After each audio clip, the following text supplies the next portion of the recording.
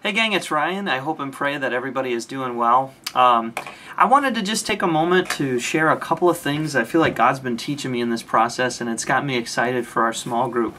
And so hopefully you have a chance to take just a few moments to listen to this, and if it blesses you, great, and if not, you can just move on.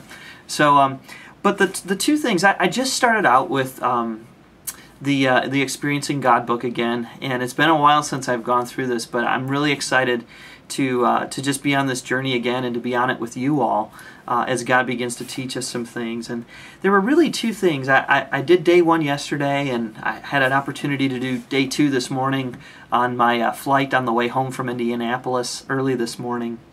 And I feel like the two things that were really profound for me were the first in day one. At the very beginning, Blackaby talks about looking for more in your experience from God. And within that, he says the following. He says, "Whatever your present circumstances may be, my earnest prayer is that during this study you will be able to do the following. One is to hear when God is speaking to you. Number two, to clearly identify His activity in your life.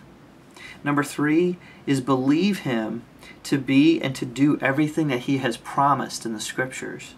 Number four, adjust your beliefs, your character, and your behavior to Him and to His ways. Number five is recognize the direction He is taking in your life and identify what He wants to do through your life." And kind of this idea of submitting ourselves to what He's already doing. I think that's just a huge thing that I feel like God's been teaching me in this process. Number six is that we'll clearly know what you need to do in response to His activity in your life. And again, just submitting ourselves is, where is God at work? Let's show up and let's ask Him to use us in this process. And number seven is experience God doing through you what only He can do. And so as I looked at this first day of Scripture, and even just in John 15:5, when it says, "I am the vine and you are the branches, that if you abide in me and I in you, you will bear fruit, but apart from me you can't do anything."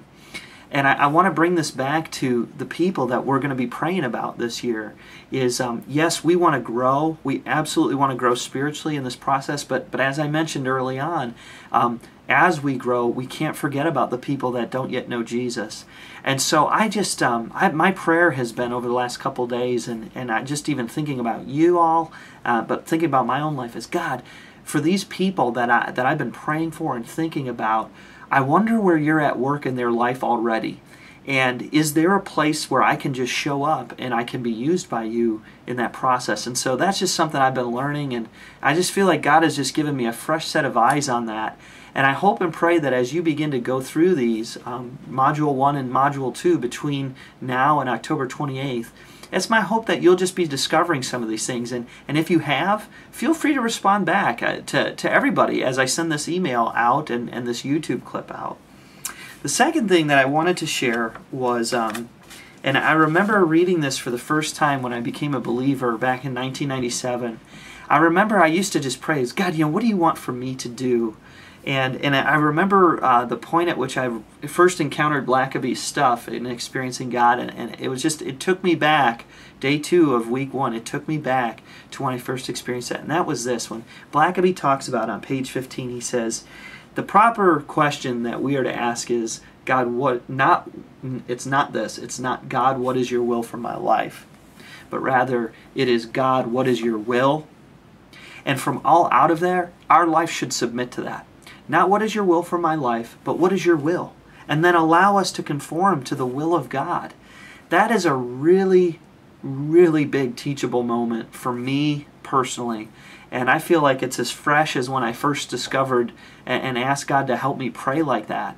And I need to be honest, I got to confess it to you, I got to go back to that. I have to go back and just ask God to help me think about this differently.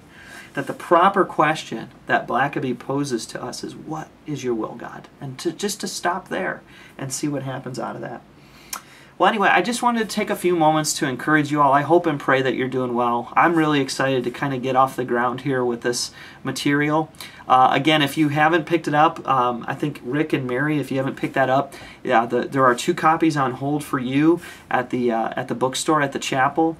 Eric and Mary Beth, I believe that you have, we have actually a newer copy. It's just a newer edition, but I had talked with Pastor Dion, and he said there's really no distinguishable differences between the old edition and the revised edition, so which makes you wonder why they created a new edition. So anyway, enough of the shenanigans. I just wanted to encourage you all.